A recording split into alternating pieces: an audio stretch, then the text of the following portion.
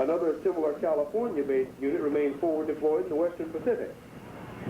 In our most potent MAGCHAF configuration, the 50,000-plus Marines of a Marine Expeditionary Force include the formidable combat power of an entire Marine Division, 2nd Force Service Support Group, enable the Expeditionary Force to sustain itself in combat ashore, to include 60 days of ammunition and support.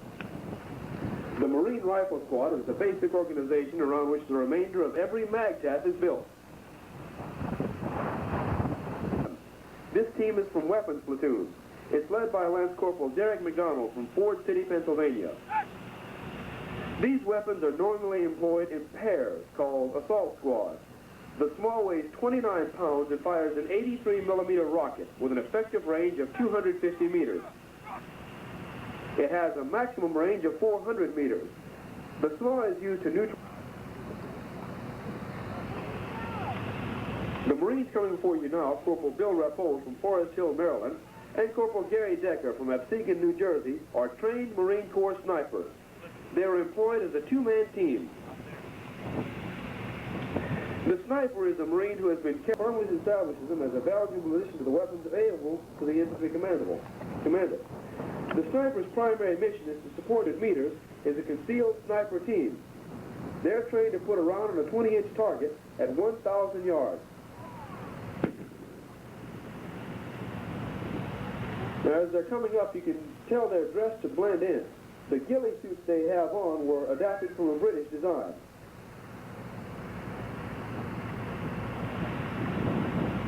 The two-man team consists of a leader and a scout sniper.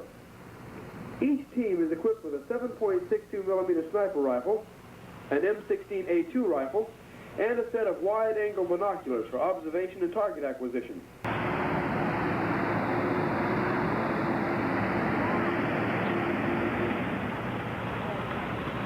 This is a heavy machine gun squad from Weapons Company.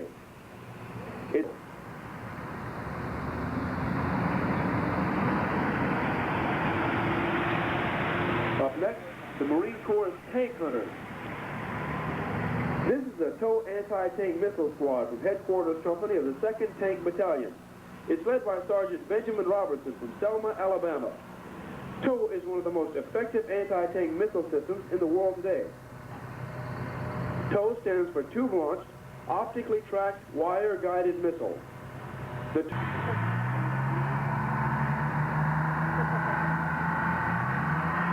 And now the Marine Corps' Light Armored Infantry. The Light Armored Infantry Battalion provides the massed ground combat element with a highly mobile and assault force. It's comprised of 4 letter companies and a headquarters and service company. Each letter company contains 24 vehicles consisting of 6 variants. With 2 rounds in the launcher, the vehicle carries 16 missiles. Indirect fire support is available to the battalion from the LAVM, or mortar variant, to your far left. It carries the impact.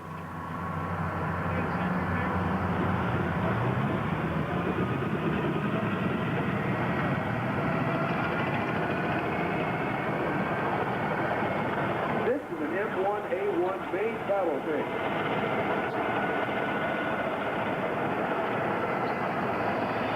The tank battalion of a ground combat element consists of 4 tank companies and a headquarters and service company which provides command and control, logistical, and maintenance services. The tank battalion can be employed in its entirety as a maneuver element, able to create and exploit breaches in enemy defenses. Through these gaps before the full weight of the ground combat element supported by light armored vehicles, assault amphibious vehicles, artillery, and marine aircraft. Alternatively, the tanks are employed in company or platoon-sized units to provide support for maneuvering infantry battalions. The tanks are manned by a crew of 4 Marines, a tank commander, a gunner, a loader, and a driver. The tank commander for this tank is Sergeant Stephen Sweeney from Cornwall, New York. The tank is powered by a 1,500 horsepower gas turbine engine. It can maneuver cross-country at speeds in excess of 35 miles per hour and on hard surface roads at 45 miles per hour governed speed. It has a cruising range of 275 miles. Carries 40 rounds of anti-armor and anti-personnel main gun ammunition. It has thermal sights that provide for accurate fire out to 4,000 meters both day and night. The M1A1 has 3 machine guns in addition to the main gun for armament, a 50 caliber machine gun manned by the tank commander, a 7.62 machine gun manned by the loader, and another 7.62 coaxially mounted gun. There are 44 tanks organic to the 2nd Tank Battalion of the 2nd Marine Division. Latest model of the M1A1.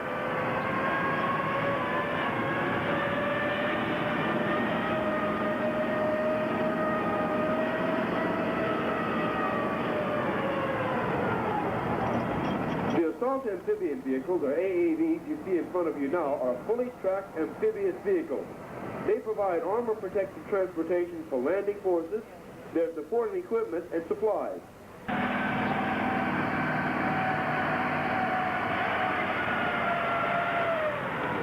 The M9 Armored Combat Earth Mover is a tracked armored bulldozer. It's fielded with combat engineer units for a variety of tasks. These tasks include providing earth-moving support for clearing obstacles, preparing obstacles such as tank ditches, and preparing fighting positions for artillery, assault amphibious vehicles, and tanks. And we're from Kansas City, Kansas. The ACE is pulling the Mark 155 mine clearing system, or line charge, can be pulled behind a variety of vehicles.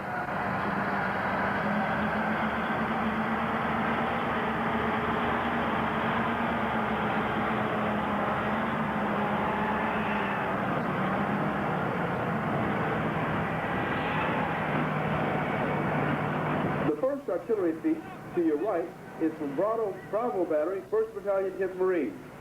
It's the reliable 105mm howitzer.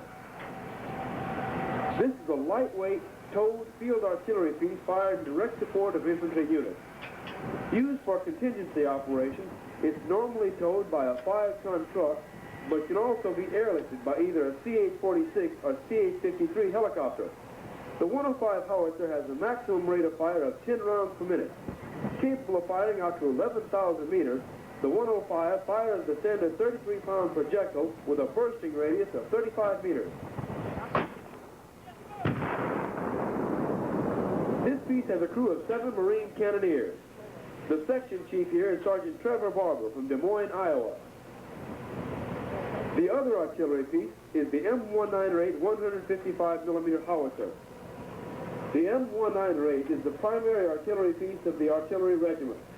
It provides general as well as direct support to the ground combat element. The M198 is our newest artillery piece. It can also be transported externally by the CH-53E Super Stallion helicopter. Firing the rocket-assisted projectile, this howitzer achieves a range of 30,000 meters. Now that's about 18 miles. The maximum rate of fire for the M198 is 4 rounds per minute. The piece is manned by a crew of 9 Marines. The section chief here is for highly mobile and flexible aircraft operations modules and 1 fuel pump storage module. Approaching from the left, 2 engines. Harrier.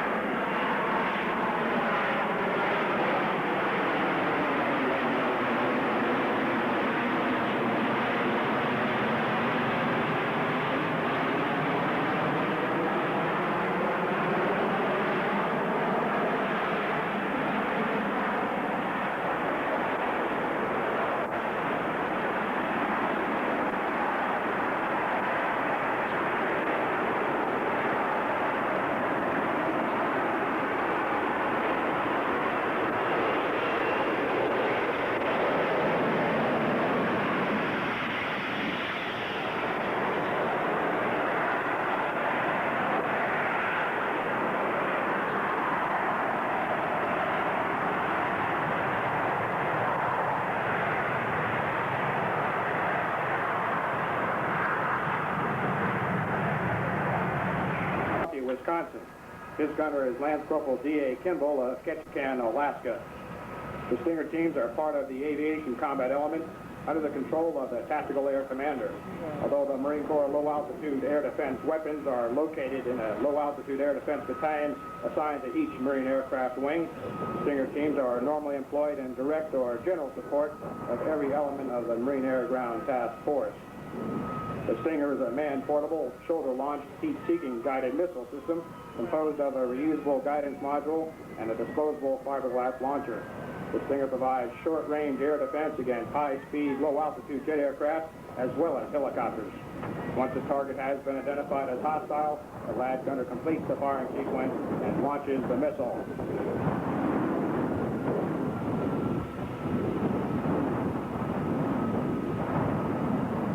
Once the missile is launched, the active homing warhead guides the missile to the target without further tracking from the gunner. Stinger teams are employed throughout the battle area, providing overlapping coverage with other air defense assets, and command employs the Phase 3 Hawk missile system. The battalion consists of 2 firing batteries and a headquarters and service battery. Its mission is to provide low to medium altitude surface-to-air missile defense of assigned areas of operation and vital zones. The system is capable of broadcasting the air picture across the battlefield to provide real-time cueing for Stinger teams. Upon completion of today's demonstration, the range you have seen will be available to answer your questions. To the ground. This insertion technique is also ideally suited to night operations or low visibility weather conditions, thereby further minimizing the risk of detection. Aircraft systems. The OP-10 you see to your left front will make his marking pass now.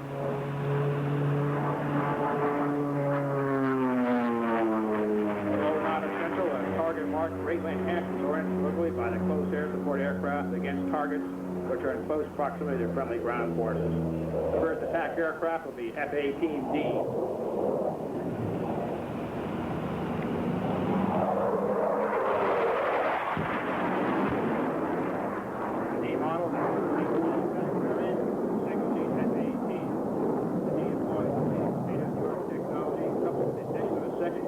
Maximize its capability and first pass lethality. This second aircraft is approaching his run now.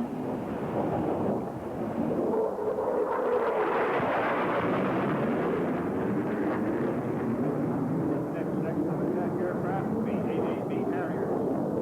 Harriers in his pop now.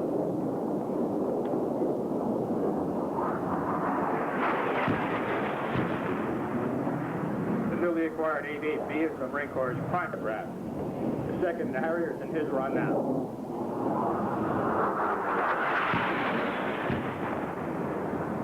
The final attack section is the F-18 Hornet, which has replaced the celebrated F-4 Phantom as the Marine Corps' primary fighter attack aircraft.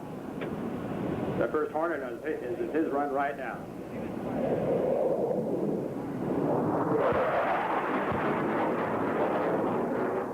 In addition to Expeditionary Force.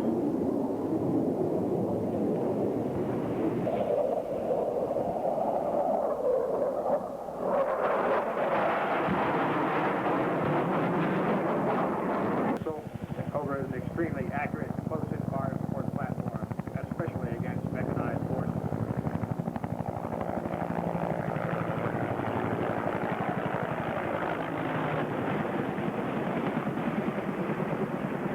In its escort mission, the Cobra typically operates to the front and troops and air-to-air weapons, including the AIM-9 Sidewinder heat-seeking missile. The aircraft you see today are the improved AH-1 Whiskey model.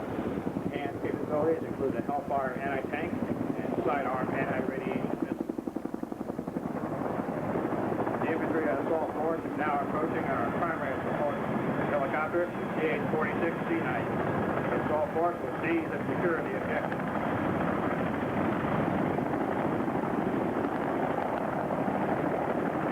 While the infantry assault force is offloading in the landing zone, the Cobra helicopters and fixed-wing close air support aircraft remain within quick striking distance, ready to respond rapidly to the ground commander's needs. The venerable CH-46 Sea Knight has celebrated more than a quarter century of faithful service to the fleet. The twin-engine, dual-pilot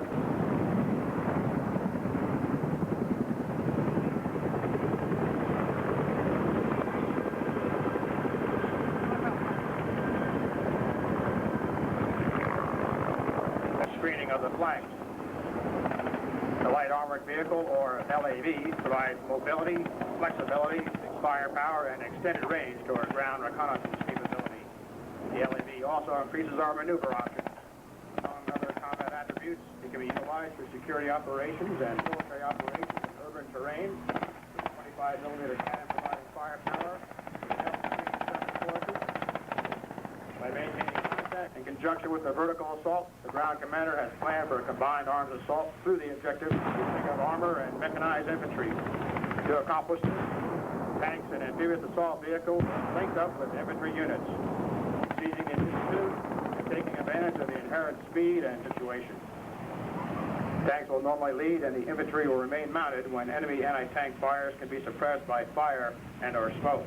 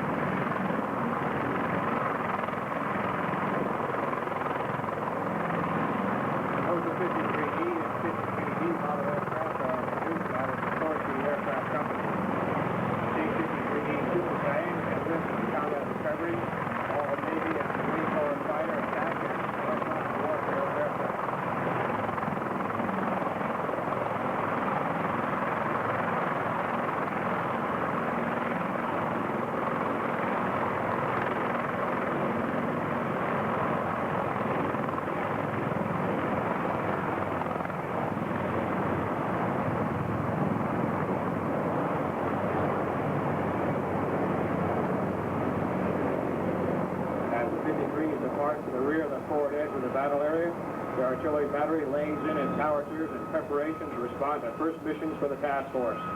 As the spar base is reinforced, it can provide an increased supporting arms capability for the ground forces.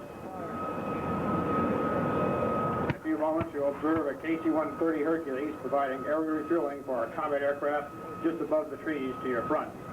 On your left will be two FA-18 Hornets, and on your right, the EA-6B Prowler and AB-8B Harrier.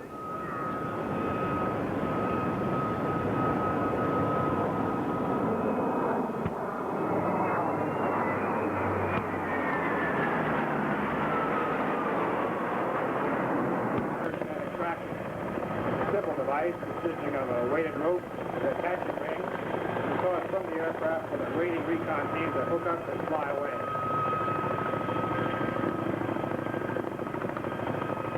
Technique is especially useful for operations in difficult terrain where a helicopter is not able to land.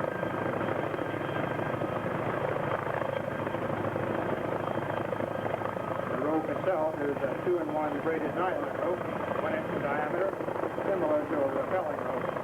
Each team member is wearing a harness with a snap link which attaches to the D-rings woven into the flies of the fly rig.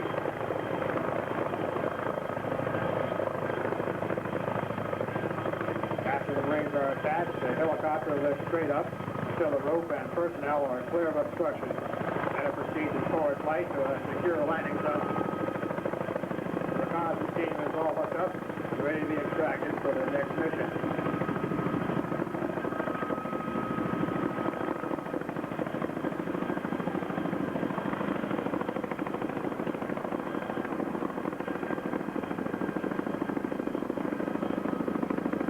Notice the additional benefit that both hands are free to operate weapons as necessary.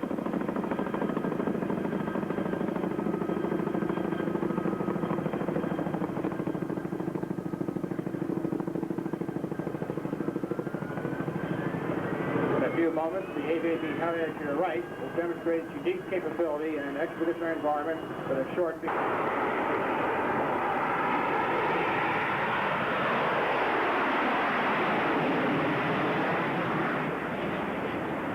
500 knots. After they make their turn, the aircraft will zoom almost straight up to approximately 6,000 feet and head for their next target.